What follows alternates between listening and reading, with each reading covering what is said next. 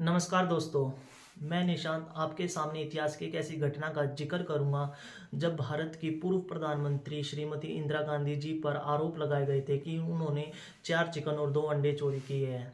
दोस्तों, इन आरोपों की नींव तो 1975 में जनता पार्टी के कार्यकर्ता द्वारा रखी गई थी, जब 1975 में इंदिरा गांधी और उनके पुत्र संजय गांधी ने इस देश पर एक जबरदस्ती इमरजेंसी थोप दी थी।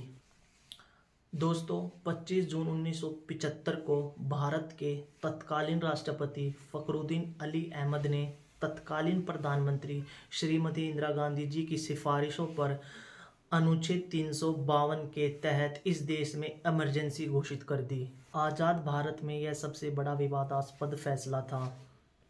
चुनावों को स्थगित कर दिया गया, नागरिकों के अधिकारों को छीन लिया गया, प्रेस की स्वतंत्रता को समाप्त कर दिया गया और इंदिरा गांधी के ही पुत्र संजय गांधी द्वारा एक मुहिम चलाई गई पुरुष नसबंदी, जिसमें 17 से कम और 80 साल से ज़्यादा के लोगों की भी नसबंदी कर दी गई।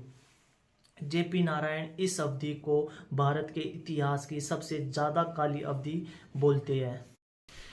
21 महीने बाद जब इमरजेंसी खत्म होती है तो देश में चुनाव होते हैं। चुनाव में कांग्रेस पार्टी की बहुत बुरी हार होती है। इसका अंदाज़ा इसी से लगाया जाता है कि इंदिरा गांधी और उनके पुत्र खुद की अपनी सीट भी नहीं बचा पाए और इंदिरा गांधी रायबरेली सीट से चुनाव हार गई। लेकिन अब जनता पार्टी के कार्यकर्ताओं के पास एक सुनहरा अवसर था कि इमरजेंसी में जो इंदिरा गांधी ने उन पर जातियाँ की थी उनका बदला लेने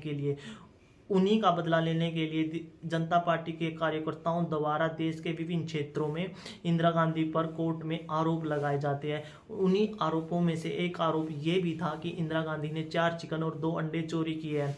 ये आरोप उन पर मणिपुर में लगा था। तो इंदिरा गांधी दिल्ली से मणिपुर 2000 किलोमीटर का रास्ता तय करने के बाद जज के सामने पेश होती है, लेकिन जज ने इन आरोपों को खारिज कर दिया था। तो दोस्तों, कैसी लगी आपको ये वीडियो? अगर आपको ये वीडियो पसंद आई है तो प्लीज़ इसे लाइक पक्का से कीजिएगा। धन्यवाद।